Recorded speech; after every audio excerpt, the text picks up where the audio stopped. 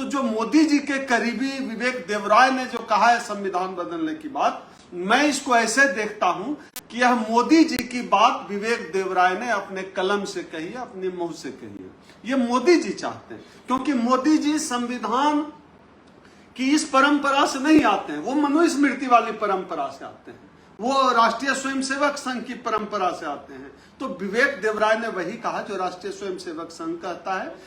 आप पहले समझ लीजिए, जो लोग भी संविधान बदलने की बात कर रहे हैं उनको बता देना चाहते हैं, इस देश का हर SC ST OBC अपना खून बहाने के लिए तैयार है, अपना पसीना बहाने के लिए तैयार है देश का संविधान बचाने के लिए। हम देश का संविधान बचाने के लिए अपनी जान कुर्बान करने के लिए तैयार हैं। आदित्यनाथ को समाज बटा हुआ तब नहीं दिखता है जब जाति के आधार पर ये कब्रिस्तान तय करते हैं। जब जाति के आधार पर कोई मूछ रख ले, घोड़ी पे चढ़ जाए दूल्हा दलित, तो पीट कर मार देते हैं। कोई दलित जो है कोई मटका छू दे तो उसकी पीट पीट कर हत्या कर देते हैं। तब जो है जाति के आधार पर जो है इनके अंदर का खून नहीं खोलता है। तब जो है जाति के अंदर पर समाज नहीं बंटता है। जाति के अंदर पर के आधार पर शादी करेंगे, जाति के आधार पर श्मशान तय करेंगे, जाति के आधार पर नौकरी पर रखेंगे, जाति के आधार पर नौकरियों में इंटरव्यू में नंबर देंगे, जाति के आधार पर विश्वविद्यालय में PhD कराएंगे, जाति के आधार पर जो है वाइस चांसलर बनाएंगे। सब कुछ जाति के आधार पर करेंगे।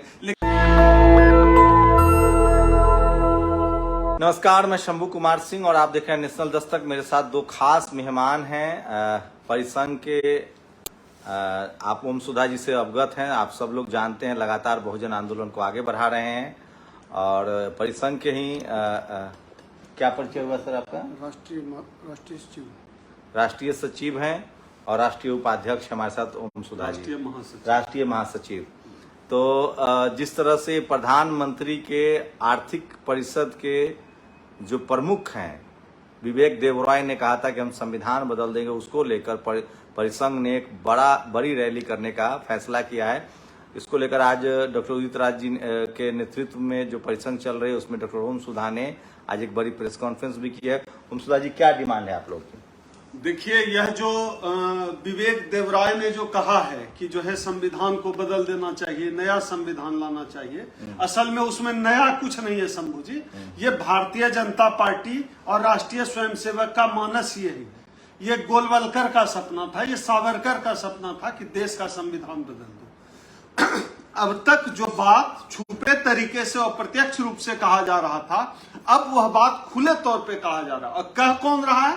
जो प्रधानमंत्री का बहुत करीबी है और आर्थिक सुरक्षा परिषद का अध्यक्ष है, वो कह रहा है विवेक देवराय। और ऐसे भी कह नहीं रहा है कि स्लिप ऑफ टंग है या किसी मीटिंग में किसी और परिप्रेक्ष्य में बोल रहे हैं, बल्कि अपनी बात के समर्थन में मिंट में वो लेख लिखा है, बकायदे बड़ा सा लेख लिखा और अपनी तरफ से तर्क भरने की कोशिश की है।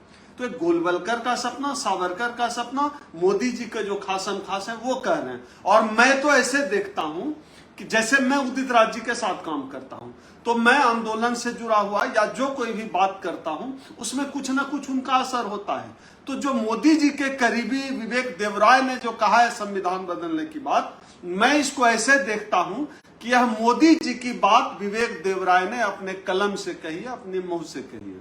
ये मोदी जी चाहते हैं, क्योंकि मोदी जी संविधान की इस परंपरा से नहीं आते हैं, वो मनुस्मृति वाली परंपरा से आते हैं, वो राष्ट्रीय स्वयंसेवक संघ की परंपरा से आते हैं। तो विवेक देवराय ने वही कहा जो राष्ट्रीय स्वयंसेवक संघ कहता है, क्योंकि इनको दिक्कत किस बात लेकिन से? अब तो RSS ने तिरंगा अपना लिया है। प्रधानमंत्री खुद संसद की, उन्होंने संसद को, संविधान को माथे पर लगाया था, संसद की सीढ़ियां चूमी थी। संसद की सीढ़ी चूमेंगे, तिरंगा भी अपना लेंगे, लेकिन उनकी दिक्कत समझिए, उनकी दिक्कत झंडे से कम है। उनकी दिक्कत इस बात से है कि जिस ओम सुधा का बाप दादा भैंस चराता था, ओम सुधा PhD कैसे कर लिया? आप समझिए, ये दिक्कत है, RSS की दिक्कत है, दोनों की दिक्कत है। मोदी तो RSS का ही प्रोडक्ट है ना, मोदी अपने आप में क्या है? वो RSS के प्रोडक्ट है।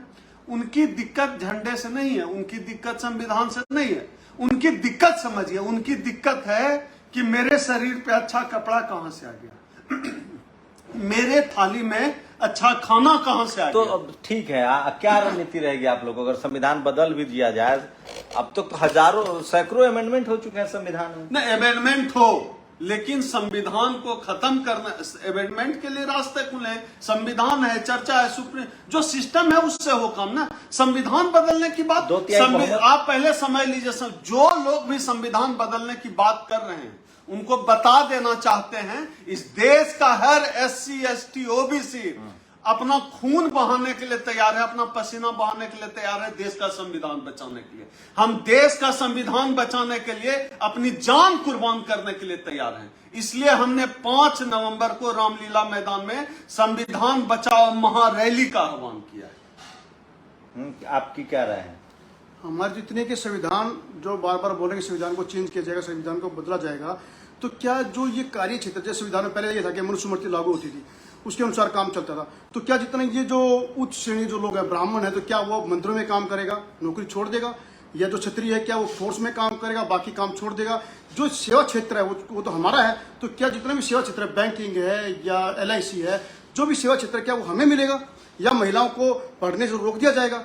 भाई ये सब जो चीजें जो करेंगे ना, संविधान को पूरा बदलेंगे, जहां तक बात कर रहे हैं, ये किसी भी हालत में देश के हित में, महिलाओं के हित में नहीं है। हम चाहते हैं कि इनके लॉजिक में तो दम है, अगर संविधान मनुस्मृति आ जाए तो जाति के हिसाब से काम करेंगे। वही मनुस्मृति मतलब क्या? तो ब्राह्मण समाज को सबसे ज्यादा नुकसान है, उनको सिर्फ पूजा कराना पड़ेगा। नहीं नुकसान, फिर आप जो है अछूत भी तो हमको कर रहा है ना। फिर वो जो अभी कहीं कहीं घोड़ी पे नहीं चढ़ने दे रहा है, फिर तो हमेशा के लिए बैन हो जाएगा। उनकी तो दिक्कत ही सिर्फ इसी बात से है कि जिनके खटिया पे जो नहीं बैठ सकता था, आज उनसे आंख मिलाकर बात करता। आज हम आंख मिलाकर बात करते हैं, कोई ब्राह्मण हो तो जो खटिया पे नहीं बैठ सकता था, IAS की कुर्सी पर इस संविधान की वजह से। देखिए, ब्राह्मण जब हम लोग कहते हैं तो इसका मतलब एक जाति, मनुस्मृति में जाति बनाई हुई है, वहां कोई हिंदू नहीं लिखा हुआ है। ब्राह्मण, क्षत्रिय, वैश्य, शूद्र, इसलिए ब्राह्मण का मतलब ये नहीं कि हम, आप समझिए इस बात को, आपका जो वर्ण व्यवस्था है उसको संविधान ने खत्म किया है। लेकिन डॉक्टर ओमसुधा, आज तो BP मंडल साहब की जयंती भी है, 25 अगस्त है, जिन्होंने 4000 से ज्यादा जातियों को OBC का दर्जा दिया, संवैधानिक अधिकार दिए। तो SC ST OBC अल्पसंख्यक समाज में, मैं जब SC ST OBC कहता हूं, आप सिख धर्म को भी मान सकते हैं तो भी आप OBC SC हो सकते हैं, आप क्रिश्चियन हैं तो शेड्यूल ट्राइब हो सकते हैं, आप मुस्लिम हैं तो OBC शेड्यूल ट्राइब हो सकते हैं, आप बुद्धिस्ट हैं तो SC ST OBC हो सकते हैं, आप हिंदू हैं तो भी SC ST OBC हो सकते हैं। तो क्या ये संवैधानिक अधिकारों के प्रति जागरूकता है या कहाँ कमी रह गई? क्या नेताओं ने इसको इग्नोर कर दिया? मैं BP मंडल साहब की जयंती के बहाने एक सवाल तो इस देश के प्रधानमंत्री से पूछना चाहता हूं। वो खुद को कहते हैं पिछड़ों का बच्चा है। आज इस देश में जो मंडल कमीशन की सिफारिशें हैं उसका 4% लागू हुआ है। अगर सही मायने में मोदी जो कहते हैं कि वो पिछड़ों का पिछड़े हैं, OBC हैं, OBC की सरकार है, वो बताएं कि मंडल कमीशन की सभी सिफारिशों को कब लागू करेंगे। अगर सही मायने में वो बहुजनों के, वो OBC के हितैषी हैं, वो बताएं जाति जनगणना करके हमें अपना इस देश के OBC को उनका अधिकार कब देंगे। अगर वो सही मायने में, योगी आदित्यनाथ ने कहा जाति जनगणना से समाज बंट जाएगा। बिल्कुल, वो तो योगी आदित्यनाथ को समाज बटा हुआ तब नहीं दिखता है जब जाति के आधार पर ये कब्रिस्तान तय करते हैं। जब जाति के आधार पे कोई मूछ रख ले, घोड़ी पे चढ़ जाए दूल्हा दलित, तो पीट कर मार देते हैं। कोई दलित जो है कोई मटका छू दे तो उसकी पीट पीट कर हत्या कर देते हैं। तब जो है जाति के आधार पर जो है इनके अंदर का खून नहीं खोलता है। तब जो है जाति के अंदर पर समाज नहीं बढ़ता है। जाति के अंदर पर के आधार पर शादी करेंगे, जाति के आधार पर श्मशान तय करेंगे, जाति के आधार पर नौकरी पर रखेंगे, जाति के आधार पर नौकरियों में इंटरव्यू में नंबर देंगे, जाति के आधार पर विश्वविद्यालय में PhD कराएंगे, जाति के आधार पर जो है वाइस चांसलर बनाएंगे। सब कुछ जाति के आधार पर करेंगे। लेकिन दिक्कत जाति जनगणना से है। ये जो अजय सिंह बिष्ट जी का जो तर्क है, ये तर्क हम नहीं समझ पाए। लेकिन सवाल है सर कि अभी बीजेपी के एक सांसद ने कहा है, डी अरविंद ने, कि वोट कहीं दीजिए मिलेगा बीजेपी को। जब बीजेपी सत्ता में अगर अगली बार 400 से जीत के आएगी, संविधान बदल देगी, उसके बाद नहीं, वो तो उनके कहने का आधार है, क्योंकि उनको ईवीएम पर, ईवीएम वो नहीं बोल रहा है, ईवीएम पर उनका विश्वास बोल रहा है। जिस बात की लड़ाई इस देश का हर अम्बेडकरवादी लड़ रहा है कि ईवीएम एक बेईमान मशीन है, ईवीएम को बदलना चाहिए, बैलेट पेपर से चुनाव होना चाहिए, वही बात हम भी कर रहे हैं। कि बैलेट पेपर से चुनाव होना चाहिए, तो वो नहीं बोल रहे हैं। बीजेपी का नेता नहीं बोल रहा है कि हम 400 सीट लाएंगे, वो तो 1000 सीट भी ले आए। अगर ईवीएम से चुनाव हो, अमेरिका और जापान में भी भारतीय जनता पार्टी चुनाव जीत जाएगी। तो आपकी जो रैली है ये 5 सितंबर को है, 5 नवंबर को, 5 नवंबर को। बहुत दिन है अभी नहीं, बहुत, इस देश के लोगों को जगाने के लिए बहुत कम समय है। हम चाहते हैं कि रामलीला मैदान भर जाए, इस बार पूरी दिल्ली जाम हो जाए, इसलिए हम पहले से लोगों को बुला रहे हैं। रिजर्वेशन मिलने में दिक्कत होती है, लोगों को आने जाने की सुविधा, अपना काम समझ ले कैसे आए, उसकी तैयारी के लिए हम लोगों को पहले से बता रहे हैं। तैयारी का मौका न मिले ये न कहें, इसलिए 5 नवंबर 2023 को हम रामलीला मैदान में रैली कर रहे हैं। बड़ी रैली है।